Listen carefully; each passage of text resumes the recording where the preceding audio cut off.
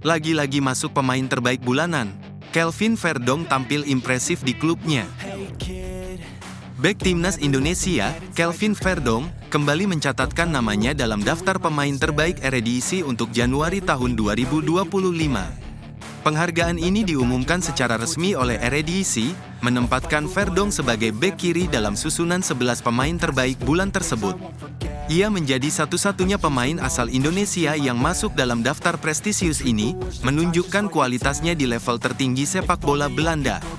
Penampilan impresif Verdong bersama NEC Nijmegen menjadi alasan utama terpilihnya ia dalam daftar ini.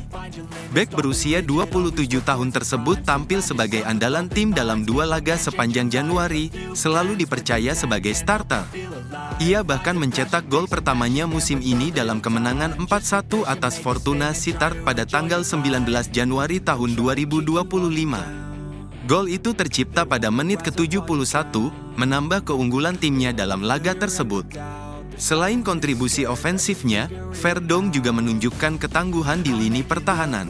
Pada laga pembuka Januari, NEC Nijmegen meraih kemenangan tipis 1-0 atas PEC Zwolle, dengan Verdong memainkan peran penting dalam menjaga clean sheet timnya.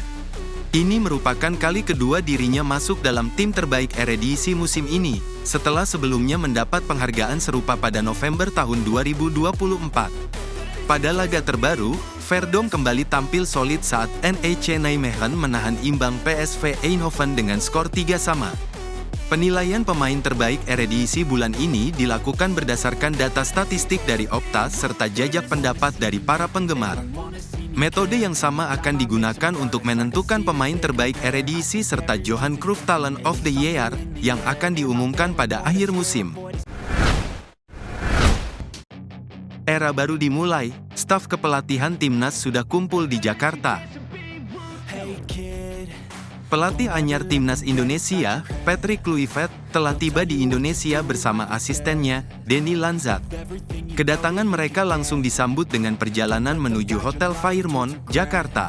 Dalam unggahan di Instagram Story, Lanzat membagikan momen perjalanan mereka dari Belanda ke Jakarta menggunakan maskapai KLM. Senang kembali, tak sabar untuk memulai petualangan baru di Jakarta, tulisnya, menunjukkan antusiasme dalam menjalankan tugas baru bersama skuad Garuda. Sebelum kedatangan Kluivert dan Lanzat, Alex Pastoor telah lebih dulu tiba di Jakarta. Ketiga pelatih ini memiliki agenda padat dalam mempersiapkan timnas Indonesia jelang laga kualifikasi Piala Dunia 2026 melawan Australia pada Maret tahun 2025. Saat ini, Kluivert masih melengkapi tim kepelatihannya, di mana PSSI membuka seleksi untuk 2 asisten pelatih lokal yang akan mendampinginya. Selain itu, ia juga sedang mencari analis tim serta pelatih kiper, yang kabarnya akan didatangkan dari Belanda. Salah satu agenda utama tim kepelatihan adalah memantau para pemain yang berlaga di kompetisi domestik. Mereka dijadwalkan menyaksikan pertandingan Liga 1 antara Dewa United dan Persija Jakarta. Dalam laga tersebut, terdapat 5 pemain yang masuk dalam skuad timnas Indonesia, yang kemungkinan besar akan menjadi bagian penting dalam strategi Kluivert menghadapi Australia.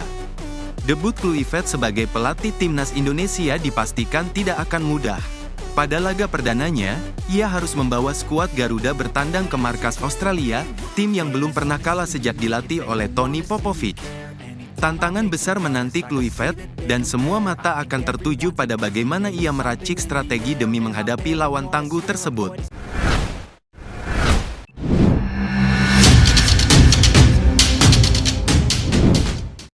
Sepak bola emas 2045.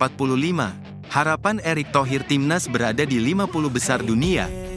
Ketua Umum PSSI, Erick Thohir, menegaskan target jangka pendek dan panjang bagi sepak bola Indonesia. Dalam wawancara di kanal YouTube The Highway, ia menjelaskan bahwa kunjungannya ke markas KNVB di Zeist, Belanda, bertujuan membangun kerjasama dalam pembinaan pemain muda. Kami ingin kemitraan ini berjalan dengan baik, tidak hanya dalam sepak bola semata, tetapi juga dalam mempererat hubungan kedua negara yang memiliki sejarah panjang melalui sepak bola, ujarnya. Salah satu target utama yang ia sampaikan adalah membawa timnas Indonesia lolos ke Piala Dunia 2 kali beruntun. Untuk Indonesia, kami ingin kembali ke Piala Dunia 2 kali berturut-turut, katanya. Ia menekankan bahwa keberhasilan ini memerlukan sistem pembinaan yang kuat dan berkelanjutan. Ia berharap kerjasama dengan KNVB dapat membantu membangun ekosistem sepak bola yang lebih profesional.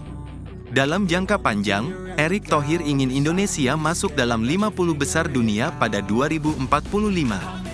2045, saya ingin menjadi 50 besar. Kalau dihitung dengan semua data yang kita punya, menurutku kita bisa masuk 50 besar, tegasnya.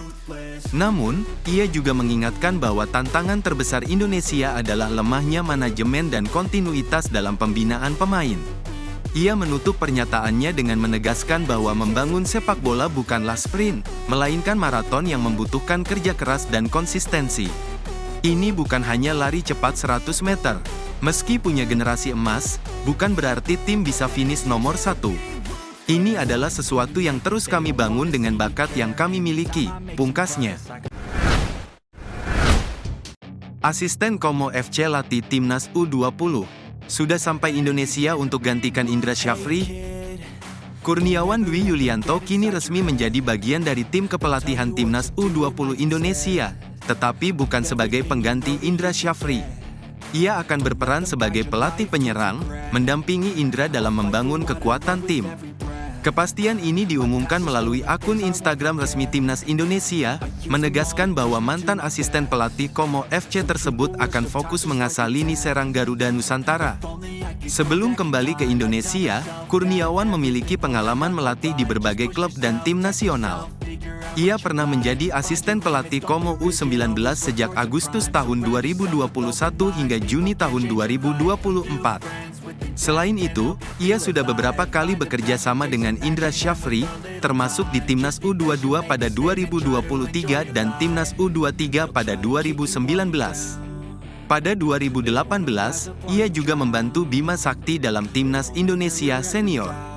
Sebelumnya, sempat beredar kabar bahwa Kurniawan akan menjadi asisten pelatih Patrick Kluivert, namun ia langsung membantah rumor tersebut.